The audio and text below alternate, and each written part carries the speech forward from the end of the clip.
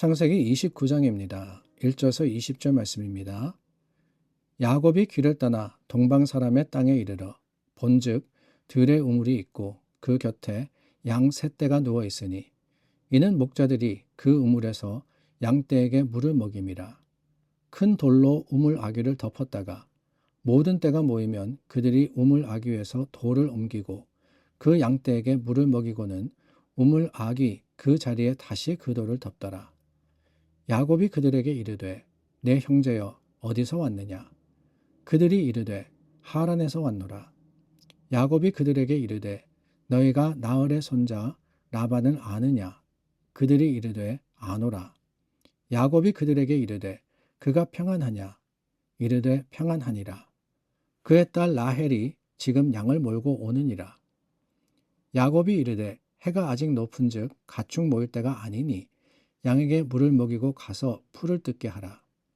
그들이 이르되 우리가 그러하지 못하겠노라.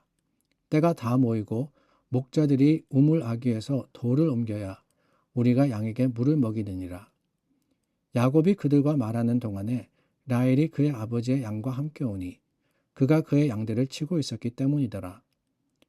야곱이 그의 외삼촌 라반의 딸 라헬과 그의 외삼촌의 양을 보고 나아가 우물 아귀에서 돌을 옮기고 외삼촌 라반의 양떼에게 물을 먹이고 그가 라헬에게 입맞추고 소리내어 울며 그에게 자기가 그의 아버지의 생질이요 리브가의 아들됨을 말하였더니 라헬이 달려가서 그 아버지에게 알림해 라반이 그의 생질 야곱의 소식을 듣고 달려와서 그를 영접하여 안고 입맞추며 자기 집으로 인도하여 드리니 야곱이 자기의 모든 일을 라반에게 말하매 라반이 이르되 너는 참으로 내 혈육이로다 하였더라.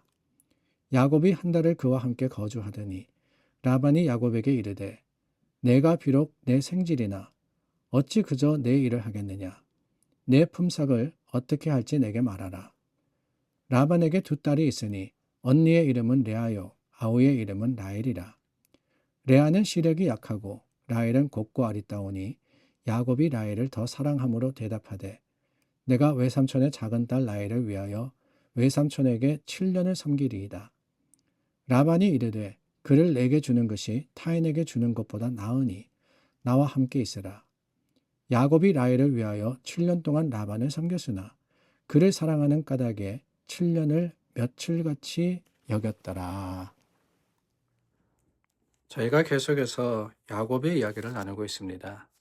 형 에서의 분노로 인해서 집을 떠나 외삼촌 라반의 집으로 도망갈 수밖에 없었던 야곱. 그곳에서 일어난 사건을 오늘 본문이 기록을 하고 있는데 성경의 말씀을 읽다 보면은 이게 평행이론인가 라는 생각이 들 정도로 반복되어서 비슷한 일이 일어나는 것을 우리가 보게 됩니다. 어떤 일이 있었느냐? 아브라함이 흉년을 만났을 때 애굽으로 내려가서 아내 사라를 누이라고 속인 일이 있지 않습니까? 근데 이삭도 똑같이 흉년이 들었을 때 그랄 땅에 가서 또한 아내 리브가를 누이라고 속인 일, 그 일이 일어났던 것을 보게 됩니다. 그런데 오늘 말씀에 보니까 야곱이 라반의 집, 그 외삼촌의 집에 도착을 했는데 우물가에서 라헬을 만나는 이야기가 나옵니다. 이 이야기도 어디서 많이 들었습니다. 뭐냐? 아브라함의 종이 이삭의 아내를 구하기 위해서 라반, 그러니까 라반이 야곱에게는 외삼촌이고 그리고 이삭의 아내 리브가에게는 이 오라버니가 됩니다. 그러니까 그곳에 찾으러 갔다가 우물가에서 리브가를 만난 사건, 그 사건이 이 창세기 24장 말씀에 나오지 않습니까? 그 24장 말씀에 나온 내용이 29장 말씀에 비슷하게 나와요. 그래서 우리가 헷갈릴 때가 있습니다. 이게 이 사건인가? 저 사건인가? 비슷하기는 하지만 분명히 다르기는 다르니까 말입니다. 24장에 나왔던 리브가의 사건도 그렇습니다.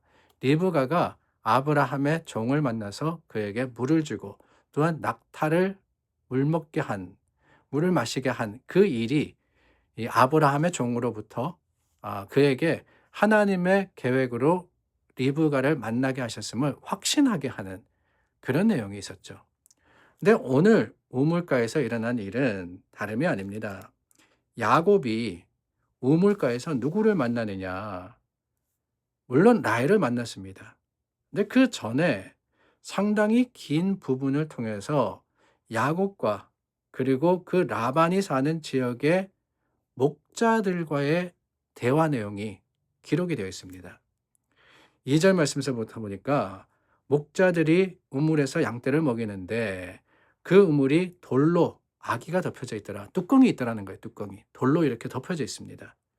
그런데 가만히 보니까 이 세 무리의 목자들이 양떼가 세 떼가 있다 그랬잖아요. 둘이. 그러니까 세 떼가 있었는데 세 목자들의 그룹들이 양들에게 물을 주지 않고 누구를 기다리고 있더라라고 본문이 이야기를 하고 있습니다. 그게 누구냐? 라헬이 치는 양이었다라고 하고 있죠. 저는 이 말씀을 읽으면서 아니 이게 왜 오늘 본문에 드러나 있을까? 뭐 우물에 갔는데 라헬이 결국 왔더라. 그래서 그 라헬을 만나서 라반 외삼촌의 집에 가서 라헬과 레아와 뭐 이런 이야기가 쭉 연결되면은 전혀 무리가 없을 것 같은데 굳이 왜? 굳이 왜? 세 부류, 세 그 그룹의 목자들이 라헬을 기다렸는지, 그리고 왜 이 양떼를 치는 자들이 다 내 그룹이 다 와야지만 양들의 물을 줄 수 있는지, 그 내용이 뭘까? 물론 제가 모세가 아니기 때문에 분명히 이거다라고 할 수는 없지만 기억나시죠? 평행 이론이라고 말씀드렸습니다. 성경의 말씀들이 연결되는 부분들, 그 부분들을 우리가 보건대 오늘 말씀도 어쩌면 우리의 삶과 연결되어 있는 부분이 있지 않을까. 그것은 다름이 아니라 하나님이 선하게 보시고 하나님의 원하시는 모습. 오늘 저는 이 목자들을 통해서 하나님의 찾으시는 선한 나눔의 모습을 보게 됩니다. 왜 기다렸을까? 왜? 다름이 아니죠. 서로 다투지 않기 위해서가 아니겠습니까? 우리가 이삭이 우물을 팔 때의 이야기를 보았습니다. 르호봇이라는 그 넓은 곳이라는 우물을 얻기 전에 그가 팔 때마다 물을 얻습니다. 그런데 블레셋 사람들과 다툼이 있게 되죠. 이삭만이 아니었습니다. 아브라함 때도 그러한 다툼이 있었습니다. 그런데 오늘 말씀해 보니까 다툼이 아니라 평안하냐. 6절 말씀에 평안하냐, 평안하니라. 그의 딸 라헬이 지금 양을 몰고 있느니라. 야곱이 왜 지금 물 안 마시고 있느냐? 물 빨리 마시게 하고 가서 풀을 뜯게 해라 라고 했지만 목자들이 뭐라 그러느냐? 우리가 함께 다 모여야지 물을 먹일 수 있습니다.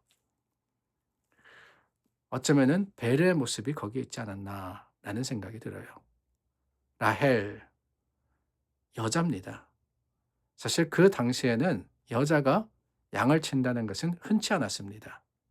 남자들이 목동의 역할을 했죠. 여기 나오는 세 떼의 목자들, 뭐 남자인지 여자인지 정확히 나오지 않지만은 짐작해 보건대 남자들이었을 겁니다. 그런데 그들이 뭐라 그러느냐? 라헬이 와야지 우리가 같이 물을 먹일 수 있습니다. 먹을 겁니다. 왜냐? 어떻게 생각하면은 그 뚜껑이 무겁기 때문에 우리가 열어줘야지만 라헬의 양떼가 물을 먹을 수 있습니다. 라고 했는지도 모르겠습니다. 우리 양떼만 먹이고 뚜껑 닫아놓으면 라헬 혼자는 못 여는 거예요.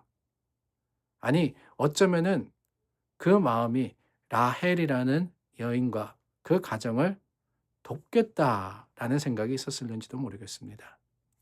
어찌 되었든 간에 그 우물을 함께 공유한다는 그 모습과 마음을 볼 때 오늘 저와 여러분, 우리는 어떤 마음을 가지고 하나님이 우리에게 허락하셔 주시는 것을 누리고 살아가는지 살피지 않을 수가 없습니다.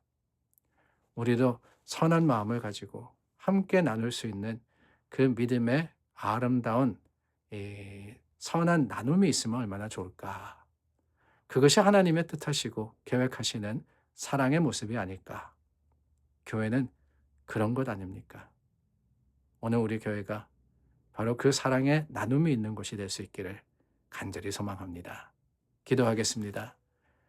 좋으신 하나님, 우리의 삶의 모습 가운데 나누고 또한 섬기기를 바라시는 하나님의 그 뜻을 다시 한번 기억합니다. 주님께서 이 땅에 섬기러 오셨다고 하셨습니다.